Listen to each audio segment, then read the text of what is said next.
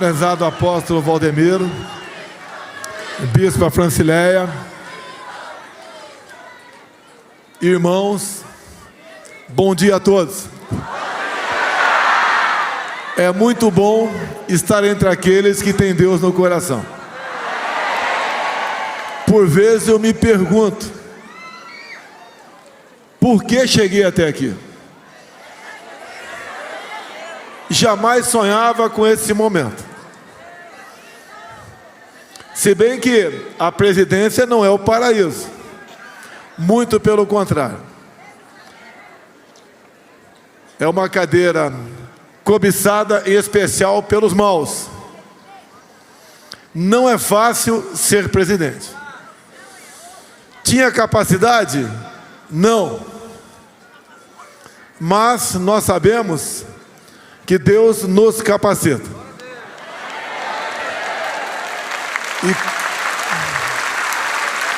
E como vem isso tudo?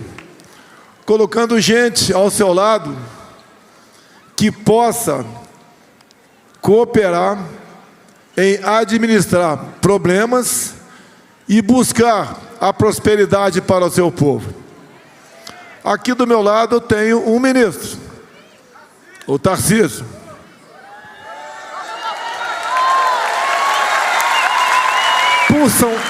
Por São Paulo também saiu do ministério o senador Marcos Pontes. Saiu a senadora Tereza Cristina. Saiu o secretário Jorge Seife. Saiu o Onix, que disputa no segundo turno o governo lá do Rio Grande do Sul. Saiu o senador. Saiu o ministro que levou água para o Nordeste, o Rogério Marinho, que se elegeu senador pelo Rio Grande do Norte. E vários outros que estiveram ao nosso lado, ajudando a administrar o Brasil, saíram de lá para outras funções que submeteram ao escrutínio do povo e foram vitoriosos. Em outros governos, ministros e secretários saíam para a cadeia.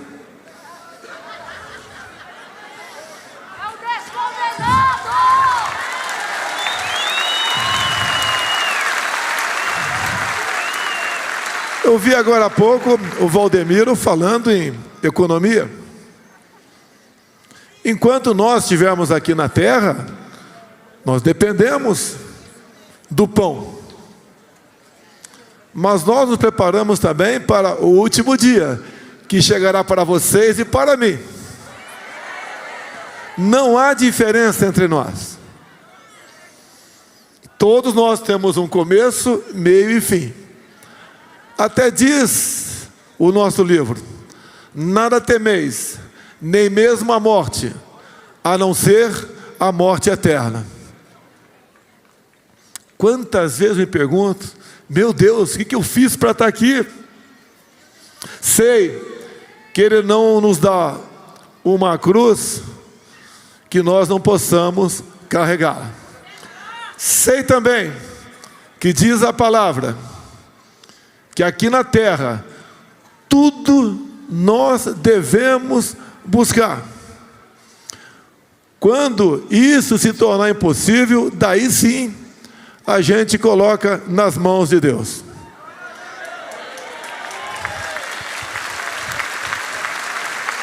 Vocês podem ver, quase 100% da população hoje conhece João 8,32. E conhecereis a verdade, e a verdade vos libertará. Não é fácil estar do lado da verdade, mas ela forja o seu caráter, dá esperança para o seu irmão. E nós deixamos de viver de ilusão. Muitos falam, os políticos são todos iguais. Não é verdade. Querem que isso pegue para estimular muitos a não votar, a votar em branco, a se abster. São todos iguais. Não é verdade. A história bem demonstra isso. Ao longo de 3 anos e 10 meses, não temos corrupção em nosso governo.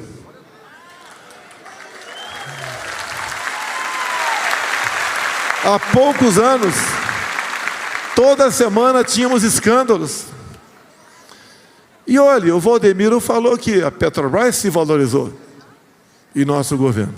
Praticamente dobrou de preço, levando-se em conta quando assumiu o governo. Passou para 500 e poucos bilhões de reais. É uma importância realmente assustadora. Mas os balanços da Petrobras, que estão comigo e são de conhecimento público, o endividamento dessa empresa em 2016 chegou a 900 bilhões de reais. Ou seja, roubaram o dobro do valor de mercado da Petrobras. Que administração foi essa? Hoje, vocês pegaram um funcionário da Petrobras, da Caixa Econômica, ou dos Correios, deve ter alguém dos Correios aqui, se tiver, peço que levante a mão. Alguém da Caixa ou da Petrobras? Mostre o contra-cheque para o seu vizinho. Tem um desconto extra no contra-cheque. Que desconto extra é esse? Para o fundo de pensão. Fizeram tanta barbaridade no fundo de pensão, que para poder receber sua aposentadoria no futuro, esses funcionários foram obrigados a submeterem a esse desconto até o ano de 2030. Ou seja, é a corrupção por boleto. Quando o Waldemiro fala em economia, ele pode ser, a partir de agora, um consultor para a área econômica para o nosso governo.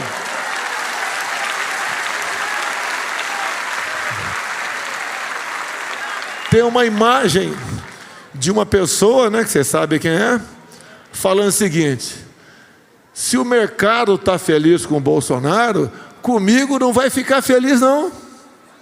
O que é o mercado? É a economia. Se a economia não rodar, além do dízimo que ele falou aqui, quem é aposentado não vai receber sua aposentadoria. O aposentado rural, por exemplo, que deve ter alguns aqui, são alguns milhões, vão deixar de receber sua aposentadoria. O outro lado disse, num debate, no meu tempo a economia ia muito bem.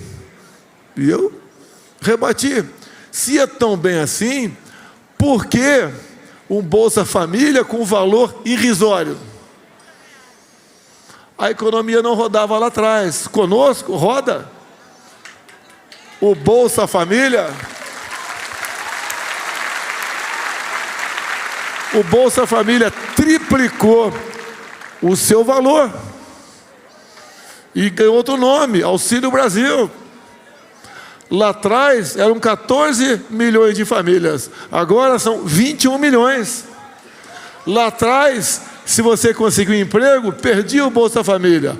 Agora, além de não perder o Auxílio Brasil, você ganha mais de R$200. É a política social. E por que é possível pagar mais? Porque a economia roda de verdade. Nós tratamos com seriedade a coisa pública. Estou aqui também porque sou voluntário. Não sou obrigado a ser presidente da República. Lutei por isso, inclusive contra uma tentativa de assassinato. Que os médicos me salvaram, sim, mas eles mesmos dizem que aquele tipo de ferimento, somente a mão de Deus explica aquela salvação.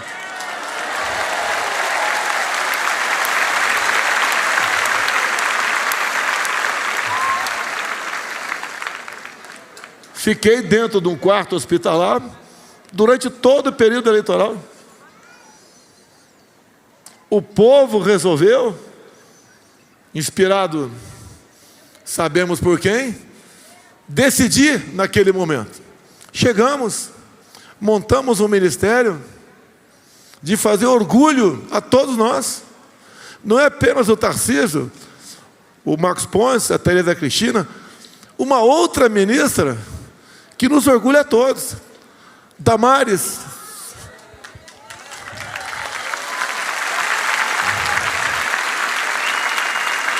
No passado, era Ministério dos Direitos Humanos. Conosco, acrescentamos mulher, família e direitos humanos.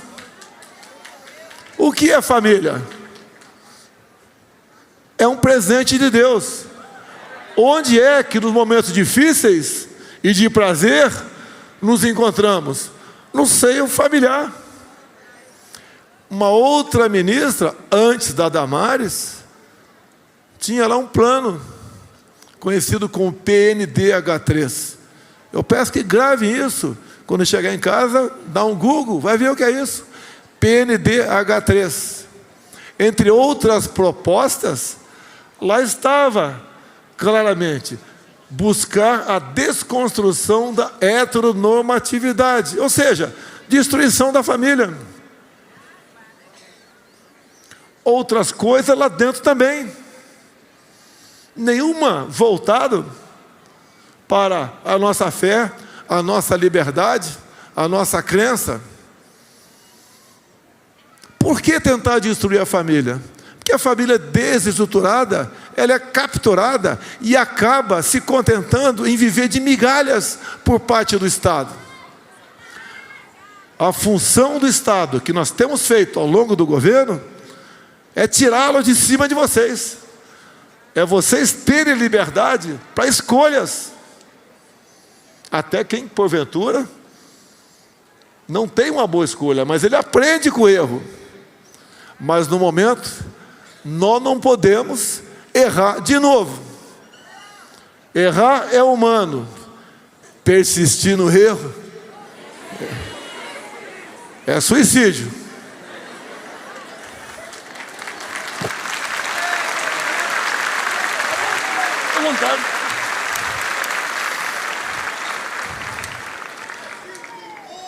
Tem certas coisas, ou quase tudo, se não deu certo, não vamos persistir no erro.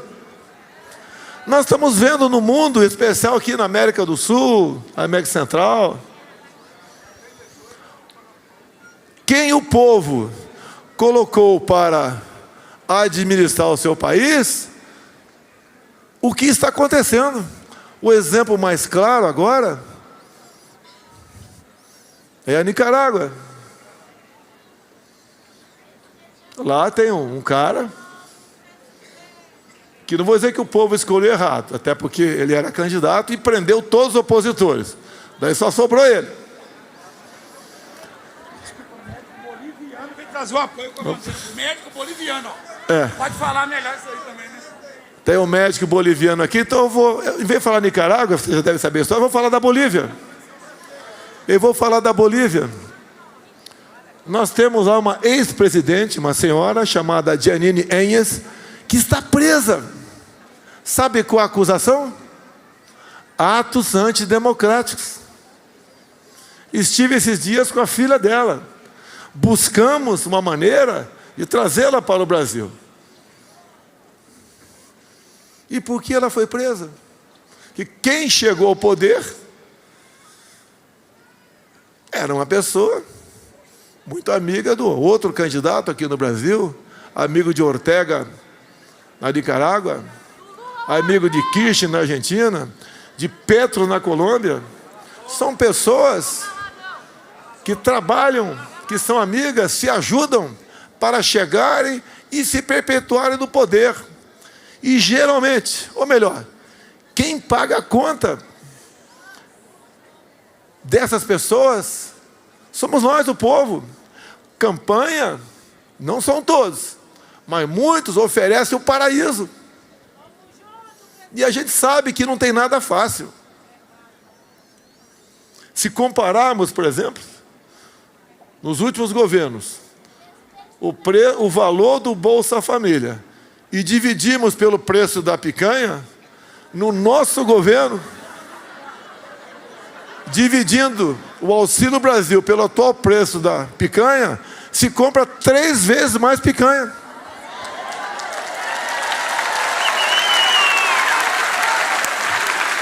Isso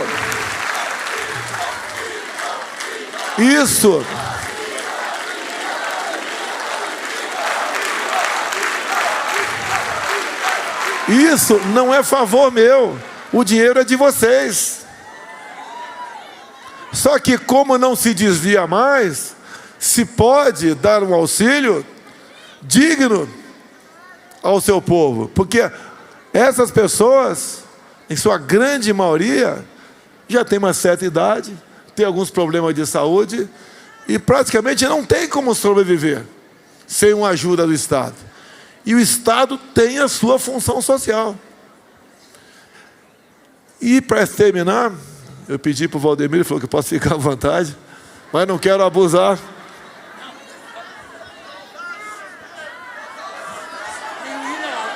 Aquele povo, quando você chega ali, povo.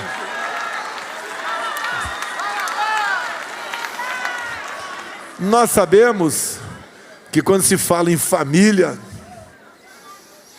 a gente sabe, né, que às vezes um familiar, um amigo, ou às vezes até em casa, a gente tem um filho que experimenta drogas. E a gente sabe da dificuldade para tirá-lo desse mundo. E o outro lado fala abertamente de liberar as drogas no Brasil. Ninguém vai poder controlar a vida particular de cada um de vocês. Ninguém pode controlar o que você vai escrever no Zap ou não. Há 2 anos, eu terminava minhas matérias. Deus, pátria, família e liberdade. Muita gente não deu bola para isso. Agora vocês viram, chegou a censura na imprensa. Estava no meio de nós, agora chegou na imprensa. E a TV, muita gente, né, muito repórter perguntou para mim sobre essa censura. Porque o outro lado diz que a imprensa tem que ser censurada. Eu falei, a melhor maneira, da minha parte, de censurar a imprensa é deixá-la livre.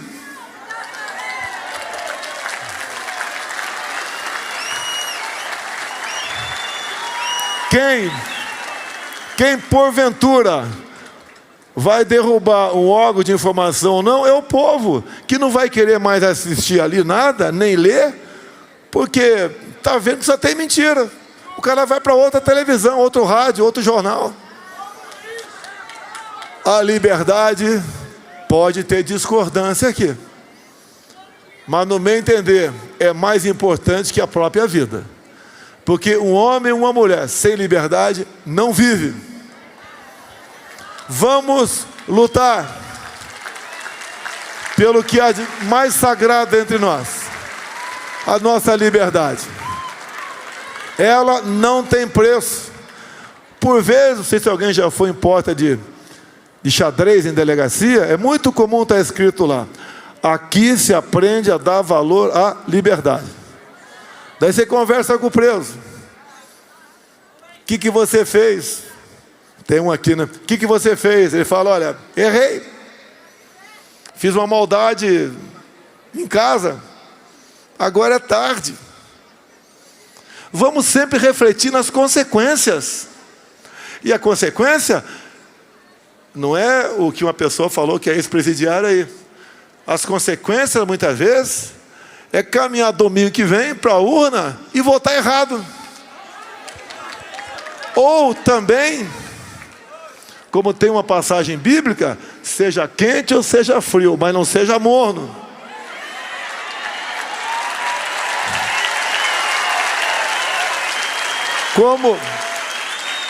Como a esquerda fala o tempo todo, todo político é igual. Eu não sou igual aquele cara de 9 dedos, não.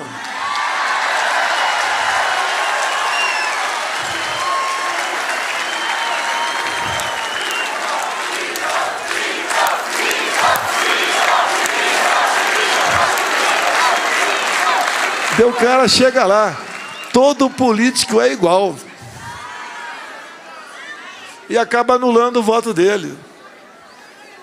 Nós não somos iguais em muitas coisas. Se fosse igual, cada um casaria com o primeiro homem, a primeira mulher que aparecesse na frente. E não é assim. Nós somos escravos das nossas escolhas. E certas escolhas, você não pode se arrepender no dia seguinte, porque não vai mudar em nada. Olha como é que está a Colômbia. Medida da semana: taxar igrejas e templos. Entre Chile, quem podia esperar o Chile chegar na situação como se encontra? A Argentina, nem vou falar em Nicarágua aqui, porque simplesmente é algo que alguns achavam que nunca ia acontecer. Pessoal, a gente acha muitas vezes o que aconteceu no vizinho nunca vai acontecer com a gente. Não se enganem. Se nós não vigiarmos, eu sou cristão, a minha esposa é evangélica, ela diz, né? Se não vigiarmos e orarmos, o inimigo entra na sua casa. Olhem, por exemplo, um dos compromissos meus de 2018, que nasceu do nada. Eu estava num evento como esse, com irmãos evangélicos, e eu falei: olha, vou colocar no Supremo uma pessoa terrivelmente evangélica. Cumprimos a nossa promessa. Nós vamos, não é tomando o poder, nós vamos resgatando os poderes para as pessoas de bem. E ele veio aqui, presidente, ele veio aqui, o doutor André. O André é um ser humano, mas ele, nem eu, nem o Valdemiro, nem vocês, nós não temos compromisso com erro. Já errei, já pedi desculpa. Falou palavrão, falei, desculpa. Falo palavrão, mas não sou ladrão.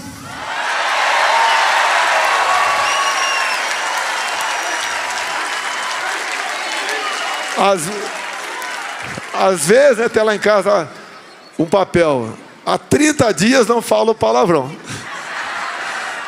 Hoje, 31 dias que não falo palavrão. Eu espero continuar assim. A gente vai se moldando, se aperfeiçoando, vai aprendendo, vai entendendo melhor o próximo. Eu não posso fazer o que eu quero, que pode estar em desconformidade com a maioria. Por isso, mais bonito que o Valdemiro, eu tenho certeza que eu sou. Mais bonito que o Tarcísio, eu sei que eu sou. Mais bonito que o Manga, eu sei que eu sou. Cuidado com fake news aí. Então, presidente, eu só sabe que esses dias eu escutei o senhor falando do pai da mentira. Tá lá em João também, né? Então, mas aquele cara lá que vive mentindo aí, enganando a turma aí, entendeu? Vamos falar a verdade. Nós somos menos, vocês podem falar assim, menos feio que o Valdemiro, entendeu? Vai dizer a vocês, eu agradeço a Deus pela minha segunda vida, pela missão que Ele me deu em ser presidente da República. E se essa for a vontade dEle, eu sei que vocês nos darão essa vitória no próximo dia 30.